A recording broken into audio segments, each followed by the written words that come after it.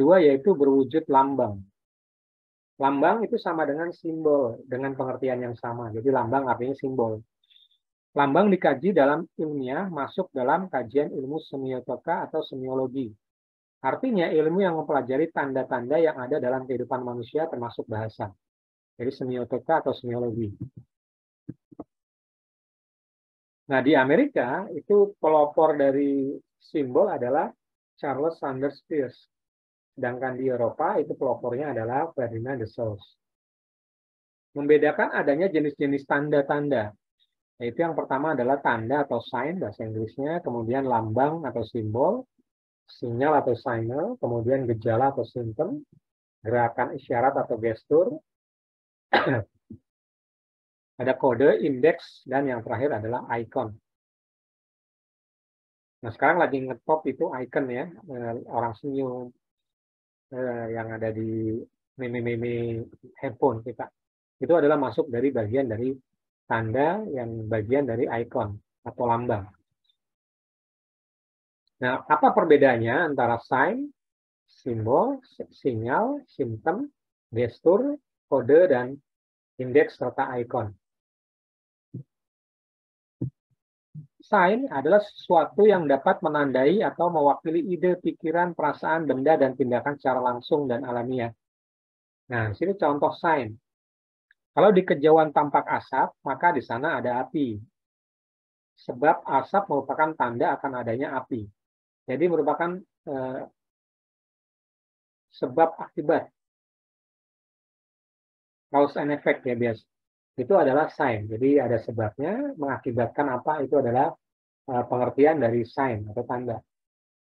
Berikutnya contoh yang kedua, kalau di tengah jalan ada pecahan kaca mobil berhamburan, maka di tempat itu sudah terjadi kecelakaan mobil. Jadi kalau kita lihat di jalan banyak kaca-kaca yang berhamburan di jalan, nah kita bisa menyimpulkan bahwa sebelumnya sudah terjadi kecelakaan atau tabrakan mobil. Kemudian tanda juga bisa menandai bekas kejadian. Misalnya ya, contohnya kalau kita melihat wajah seorang luka-luka babak belur, itu ada dua tandanya. Tandanya pertama orang itu berkelahi atau dipukuli. Hanya ada dua. Berkelahi atau memang dipukuli sama orang. Nah itu adalah sign yang berwujud lambang menurut bahasa yang terkait dengan tanda-tanda. Berikutnya, yang pertama adalah tadi sign. Ya, sign itu adalah hubungan sebab akibat. Kita masuk ke simbol. Tidak bersifat langsung atau alamiah. Kalau tadi kan alamiah, ada asap, ada api, itu alamiah. Kemudian ada pecahan kaca, itu ada kecelakaan mobil. Itu juga alamiah. Nah, kalau simbol itu tidak bersifat alamiah. Simbol atau lambang menandai sesuatu yang lain secara konvensional. Tidak secara alamiah dan langsung bersifat arbitrer, artinya tidak ada hubungan langsung. Arbitrer artinya tidak ada hubungan langsung yang bersifat wajib antara lambang dengan yang dilambangkannya.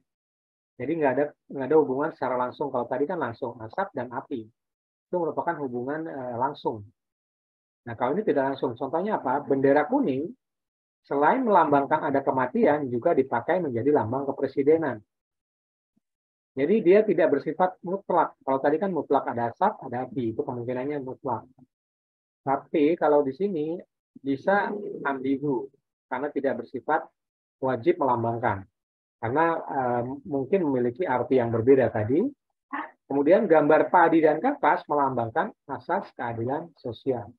Nah, mungkin di daerah lain, padi dan kapas mungkin menyimbolkan arti yang lain. Jadi yang dimaksud simbol adalah tidak bersifat langsung atau alamiah. Karena memang diterjemahkan oleh masing-masing yang membuat simbol tersebut. Karena memiliki interpretasi yang berbeda-beda. Nah, Cassirer mengatakan bahwa manusia adalah makhluk bersimbol. Jadi ini adalah ahli linguistik ya, si Cassirer ya. Animal symbolikum. Jadi menurut Cassirer bahwa manusia adalah makhluk bersimbol. Animal itu bahasa Indonesia binatang. Jadi karena kalau teorinya Darwin kan manusia berasal dari binatang. dari kera ya. Jadi mereka kasir ini masih menganggap bahwa manusia itu adalah hewan. Jadi makanya disebut animal symbolicum. Hampir tidak ada kegiatan yang tidak terlepas dari simbol, termasuk alat komunikasi verbal yang disebut bahasa. Nah, sini ada contohnya yang dimaksud oleh animal symbolicum. Lambang bahasa berwujud bunyi kuda. Dengan rujukannya yaitu seekor binatang berkaki 4 yang bisa dikendarai. Selamat bergabung Arifal, tolong di mute nanti.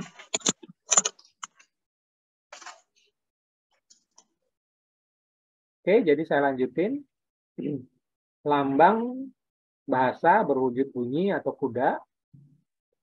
Nah, itu menandakan bahwa kalau kita mendengar suara kuda, misalnya ringkikan kuda, maka itu menandakan langsung berasumsi bahwa itu adalah binatang yang berkaki 4 yang bisa dikendarai. Jadi bunyi kuda itu akan menandakan satu lambang atau animal symbolicum. Nah, di sini ada beberapa bahasa. Kalau kuda dalam bahasa Indonesia, jaran dalam bahasa Jawa, horse dalam bahasa Inggris, dan cart dalam bahasa Belanda. Jadi dengan objek yang sama, tetapi penyebutannya berbeda-beda tergantung daerah atau negaranya masing-masing. Nah, itu kita membahas mengenai animal symbolicum, di mana lambang itu ada interpretasi dari orang yang mengetahui. Kemudian kita masuk ke Ferdinand de Saussure. Tadi kan kalau Ferdinand de Saussure lebih cenderung pelopor linguistik di Eropa ya. Tidak menggunakan istilah lambang atau simbol, melainkan istilah tanda atau signi. Atau tanda linguistik, signi linguistik. Nah, di sini si Ferdinand de Saussure mengatakan bahwa penanda itu yang menandai signifi, kemudian petanda yang ditandai signifian. Bukan bahasa Inggris ya, berbeda. Jadi menurut Ferdinand bahwa tanda itu ada dua, penanda dan pertanda. Yang menandai dan yang ditandai. Nah, kalau tadi kan di awal itu ada hubungan yang sifatnya alamiah. Ada yang misalnya asap, itu tanda menandai adanya api. Nah, kita lanjutin lagi. Sinyal atau isyarat adalah tanda yang disengaja. Jadi ini menurut Ferdinand tadi ya, tanda yang disengaja yang dibuat oleh pemberi sinyal agar si penerima sinyal melakukan sesuatu. Sinyal bersifat imperatif. Jadi ada input, output, dan respon. Contoh, ya, lampu lalu lintas dengan warna merah, hijau, dan kuning adalah sinyal yang harus dipatuhi oleh pengemudi. Bila lampu berwarna merah, yang semula berwarna kuning menjadi syarat atau sinyal bagi si pengemudi untuk menghentikan kendaraannya. Jadi lampu itu merupakan suatu isyarat bahwa ada satu tindakan. Jadi kalau si Ferdinand ini sudah mengarah kepada bukan sebab akibat saja, tapi lebih cenderung ke tindakan. Jadi begitu lampunya berubah menjadi merah yang tadinya kuning, atau hijau, kuning, merah, maka tindakannya adalah berhenti. Sebaliknya, ya, bila lampu yang berwarna hijau tadi berwarna merah menjadi isyarat bagi pengemudi untuk menjalankan kendaraan. Kalau tadinya merah berubah menjadi hijau, maka itu adalah isyarat untuk menjalankan kendaraan. Jadi kalau Ferdinand ini lebih luas lagi disampaikan, jadi sinyal itu bukan hanya sekedar alamiah, hubungan sebab akibat, tapi bisa memicu suatu tindakan dari seseorang yang melihat simbol atau sinyal tersebut. Oke, lanjut. Jadi persamaan dan perbedaan antara lambang dan sinyal. Jadi persamanya apa? Kalau persamanya dua-duanya lambang dan sinyal ya adalah bagian dari tanda-tanda. Nah, perbedaannya kalau tanda bersifat alami, ada asap, adanya api. Kalau lambang bersifat konvensi, gambar padi dan kapas, lambang keadilan sosial. Jadi itu bukan alami, keadilan kapas itu diterjemahkan oleh orang tertentu yang menandakan bahwa padi dan kapas itu adalah lambang keadilan sosial. Tetapi bisa saja orang menerjemahkannya berbeda. Misalnya di negara yang lain, padi dan kapas mungkin akan memiliki arti yang berbeda. Kemudian yang ketiga, kalau sinyal bersifat imperatif. Jadi perbedaannya tanda, lambang, dan sinyal. Kalau tanda itu artinya alamiah, kalau lambang tergantung dari persepsi masing-masing atau konvensi. Kemudian kalau sinyal itu bersifat imperatif, warna merah pada lampu lantis melambangkan bahaya, tetapi pada saat menyala, setelah warna kuning, merupakan isyarat bagi pengemudi untuk berhenti. Jadi kalau sinyal itu bersifat imperatif, artinya mendorong seseorang untuk melakukan tindakan terhadap munculnya sinyal-sinyal tertentu. Nah, di sini kita lihat bahwa warna merah itu memiliki dua arti yang berbeda, karena memang ada perbedaan persepsi imperatif tadi. Warna merah yang pertama menunjukkan bahaya, warna merah yang kedua menandakan berhenti. Walaupun warnanya sama, tetapi memberikan arti yang berbeda. Itulah yang disebut sebagai sinyal. Kemudian kita masuk ke gestur, gerak isyarat atau gestur. Tanda yang dilakukan dengan gerakan anggota badan dan tidak bersifat imperatif seperti pada sinyal. Jadi ada gerakan-gerakan badan tertentu yang akan memberikan arti. Nah, ini contohnya ya. Contoh, kalau seekor kucing merendahkan badannya dengan pandangan lurus ke depan lalu bergerak mundur sedikit, itu artinya menandakan bahwa dia akan menerkam sesuatu. Kita bisa bayangkan ya, kucing menunduk, mundur, dan matanya fokus gitu. Itu adalah tanda bahwa dia akan menerkam. Walaupun itu belum kejadian, tetapi orang sudah membaca bahwa kucing tersebut hampir 100% dia akan menerkam sesuatu. Karena tanda-tandanya, tanda-tanda ingin menerkam. Walaupun bisa saja si kucing itu tidak menerkam. Tetapi secara umum, isyarat atau gestur seperti itu menandakan bahwa kucing tersebut akan merekam sesuatu. Kemudian contoh selanjutnya, kalau seorang manusia menganggukkan kepala untuk menyatakan persetujuan atau penolakan, ada budaya yang menyatakan persetujuan dengan mengangguk, tetapi ada juga yang menyatakan penolakan dengan mengangguk. Itu adalah simbol karena adanya sifatnya arbiter, tergantung penerjemahan. Jadi kita bisa lihat di sini bahwa mengangguk itu memiliki dua arti yang berlainan. Kalau di Indonesia, mengangguk itu artinya setuju. Tapi kalau di negara lain ada yang menganut bahwa kalau setuju itu ya geleng-geleng gitu, bukan mengangguk. Menggelengkan kepala. Artinya, sinyal itu tidak bersifat mutlak, tergantung penafsiran dari masing-masing orang. Tindakannya seperti apa. Oke, kita masuk berikutnya. Icon, tanda dengan kemiripan sesuatu yang diwakili. Icon sering disebut sebagai gambar dari wujud yang diwakilinya. Nah, di sini teman-teman bisa baca bukunya. Buku dari Abdul Khair, itu buku linguistik umum halaman 41.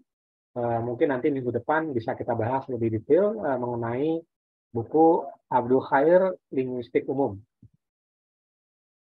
Jadi icon itu merupakan kemiripan sesuatu yang diwakili. Icon sering juga disebut gambar dari wujud yang diwakilinya.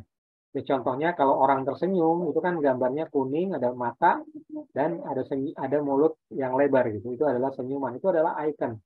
Itu ada penciptanya sendiri icon itu. Jadi, berikutnya adalah indeks, tanda yang menunjukkan ada sesuatu yang lain. Contohnya juga sama, nanti akan kita bahas minggu depan terkait dengan indeks. Kemudian yang terakhir, pembahasan kita terakhir yaitu mengenai kode. Kode memiliki ciri adanya sistem, baik yang berupa simbol, sinyal, maupun gerakan isyarat yang dapat mewakili pikiran, perasaan, ide, dan tindakan yang disepakati untuk maksud tertentu. Jadi kalau indeks itu hanya menunjukkan adanya sesuatu yang lain. Jadi kita lihat kalau teman-teman baca buku, di halaman akhir suka ada indeks. Indeks A, B, C itu menandakan bahwa adanya penanda sesuatu yang lain di situ. Jadi kalau misalnya A, ya artinya memang ada alfabetikal, di situ isi bukunya artinya apa. Sedangkan kode memiliki ciri adanya sistem. Kode-kode tertentu, misalnya semapur, kode waktu di pramuka gitu, itu artinya memiliki suatu sistem, baik berupa simbol, sinyal, maupun gerak isyarat yang dapat mewakili pikiran, perasaan, ide, benda, dan tindakan tersebut untuk maksud tertentu. Yaitu adalah penjabaran secara luas dari bahasa, mulai dari tanda, simbol, icon, gestur, indeks, dan yang terakhir adalah kode. Nah, teman-teman bisa pelajari ini bukunya Linguistik Umum yang mungkin akan kita bahas 2 minggu lagi mengenai lebih jauh mengenai linguistik umum, tanda, sinyal, dan sebagainya. Sampai dengan pengertian hierarki bahasa mulai dari font sampai dengan wacana tadi ya. Jadi kesimpulannya hakikat bahasa itu ada 13. Yang pertama sebagai sebuah sistem yang kita bahas di pertemuan pertama ya. Ada sistemnya, kemudian yang kedua berwujud lambang yang baru kita bahas. Berwujud bunyi itu ilmu yang kita bahas di pertemuan yang kedua yaitu fonologi. Kemudian bersifat arbitrer yang baru saja kita bahas, penerjemahan. Kemudian bermakna, bersifat konvensional, bersifat unik, universal, karena bahasa ini sifatnya universal di seluruh dunia. Kemudian produktif, bervariasi, karena masing-masing punya bahasa sendiri-sendiri, penerjemahan sendiri. Dinamis, berubah terus, contohnya bahasa Indonesia itu selalu berubah. Ada serapan-serapan baru, baik dari bahasa Inggris, biasanya bahasa Inggris, bahasa Arab, atau bahasa-bahasa slang yang sekarang lagi ngetren ya. Itu adalah salah satu bentuk yang dinamis. Kemudian berfungsi sebagai alat interaksi sosial, kemudian identitas penutur yang sempat kita bahas di pertemuan yang kedua. Misalnya kalau seseorang berbahasa Jawa, itu menunjukkan bahwa orang tersebut adalah suku dari suku Jawa. Kemudian yang ke-13 itu adalah bagaimana identifikasi dari penuturnya. Jadi itu adalah 13 fungsi dari hakikat bahasa. Kemudian kita masuk ke fungsinya sebagai apa? Kalau tadi hakikatnya ada 13, kalau ini fungsi. Jadi fungsi yang pertama sebagai kreativitas baru di bagian atas, ID. Jadi bahasa itu merupakan kaitos baku, kemudian membangun karakter. Jadi kita bisa melihat seorang dari karakter bahasa yang dikeluarkan. Kalau bahasanya slengean gitu, kita bisa menjustice bahwa orang tersebut sifatnya begitu. Tapi kalau orang bahasanya kaku, nah itu bisa menjustifikasi karakter seseorang bahasa.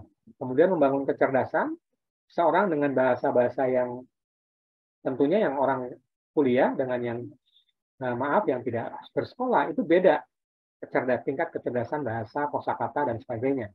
Akan terlihat perbedaannya. Kemudian berpikir logis, mengamati lingkungan sekitar, memahami orang lain karena masing-masing memiliki hal yang berbeda, merupakan ekspresi diri, memahami diri sebagai kontrol sosial juga, adaptasi tergantung lingkungannya, kemudian sarana komunikasi, dan yang terakhir adalah mengembangkan profesi. Jadi semakin tinggi profesi seorang, maka keterampilan bahasanya, baik verbal maupun non-verbal, itu dituntut lebih tinggi lagi. Karena pola komunikasi yang lebih luas, maksud dan tujuannya. Nah, demikian yang dapat saya sampaikan teman-teman kuliah kita pada malam hari ini.